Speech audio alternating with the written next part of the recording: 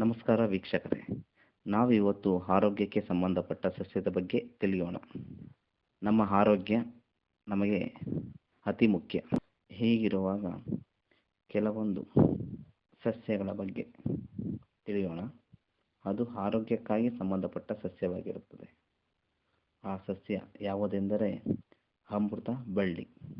ನೀವಿನ್ನೂ ನಮ್ಮ ಚಾನಲ್ಗೆ ಸಬ್ಸ್ಕ್ರೈಬ್ ಆಗಿಲ್ಲವಾದಲ್ಲಿ ಈ ಕೂಡಲೇ ಸಬ್ಸ್ಕ್ರೈಬ್ ಆಗಿ. ಅಮೃತ ಬಳ್ಳಿಯು ಒಂದು ಔಷಧೀಯ ಸಸ್ಯವಾಗಿದೆ. ಅನೇಕ ಕಾಯಿಲೆಗಳಿಂದ ನಮ್ಮನ್ನು ರಕ್ಷಿಸಿ ಸುರಕ್ಷಿತವಾಗಿಡಲು ಹೆಚ್ಚಿನ ಪ್ರಮಾಣ ಹೊಂದಿದೆ. ಈ ಗಿಡದ ಬಗ್ಗೆ ತಿಳಿದಿರುವವರು ವಾರಕ್ಕೆ 2ರಿಂದ 3 ಬಾರಿ ಅಮೃತ ಬಳ್ಳಿಯ ಎಲೆಯನ್ನು ಬೆಳಗ್ಗಿನ ಜಾವದಲ್ಲಿ ಸೇವಿಸುತ್ತಾರೆ. ಅಮೃತ ಬಳ್ಳಿಯ ಸಸ್ಯವು ನಮ್ಮ ಮನೆ ಅಂಗಳದಲ್ಲಿ ಸುಲಭವಾಗಿ ಬೆಳೆಸಬಹುದು.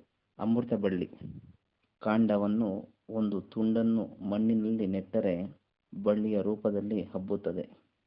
ಈ ಸಸ್ಯವು ಸಾಮಾನ್ಯವಾಗಿ ಬೇಗನೆ ಒಣಗುವುದಿಲ್ಲ, ಸುಲಭವಾಗಿ ಸಾಯುವುದೂ ಇಲ್ಲ. ಆದುದರಿಂದಲೇ ಅಮೃತ ಎಂದು ಹೆಸರು. ಅಮೃತ ಬಳ್ಳಿಯು ಸಾಮಾನ್ಯವಾಗಿ ಪೊದೆಗಳಿರುವ ಜಾಗದಲ್ಲಿ ಬೆಳೆಯುತ್ತದೆ. ಅಮೃತ ಬಳ್ಳಿಯ ಉಪಯುಕ್ತ ಭಾಗಗಳು ಕಾಂಡ, ಎಲೆ, ಬೇರು ಇವೆಲ್ಲವನ್ನು ಉಪಯೋಗಿಸಬಹುದು. ಇನ್ನು ಅನೇಕ ಮಾಹಿತಿಯನ್ನು ನಿಮಗೆ ಕೊಡಲಿದ್ದೇವೆ. ಹೀಗೆ ನೋಡ್ತಾ ಇರಿ ಶ್ರೀ ವಿಷ್ಣು ಟಿವಿ. ನಮಸ್ಕಾರ.